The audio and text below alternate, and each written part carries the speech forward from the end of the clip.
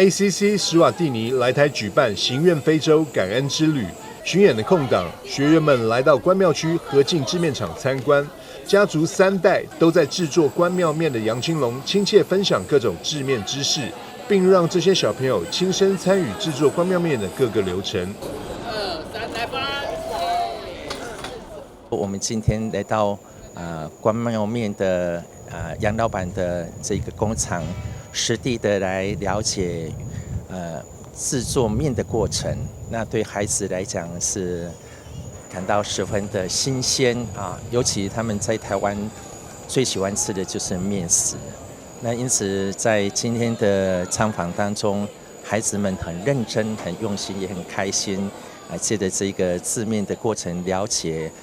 台湾的美食。师傅告诉我们，这个非洲的小朋友很喜欢吃我们河津的关庙面。然后我说，既然这样的话，那就有个机会让他们来我们河津制面厂来看一看，关庙面是到底怎么生产、怎么制作，让他们了解一下。因为在非洲的话，物质可能比较缺乏，所以说他们对我们的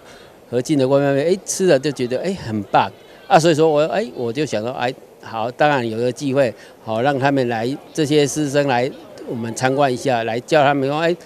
教导一下他们关庙面怎么制作。从和面、晒面、翻面到包装，每个步骤都让学员们感到新鲜有趣。学员青青说，希望能把相关的知识带回非洲，帮助国家发展。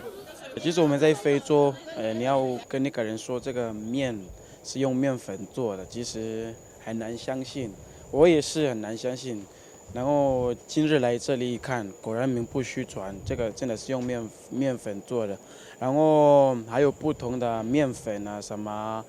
中筋啊、地筋，这些都吃起来会给你不一样的那个口感，还有这个过程也不一样。所以呢，学到了这些，其实回到非洲是可以用这些东西，用这些知识，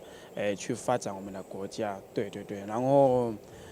就带这些，让更多人知道说面粉是怎么做的。因为今天我来了，就感觉真的很不容易，从里面一直到外面的这个过程也很不容易，还有再加上那个也要靠天气，因为这个是要晒，对，然后晒了以后呢，这个面才会有那个有效，才能就去卖。协会表示，非洲马拉维布兰代阿弥陀佛关怀中心自2004年启用以来，迄今已20年。行愿非洲感恩之旅在台湾北、中、南各地演出，在台南的部分，1月4日在国立成功大学演出，感谢台南地区的善心人士。记者张硕维采访报道。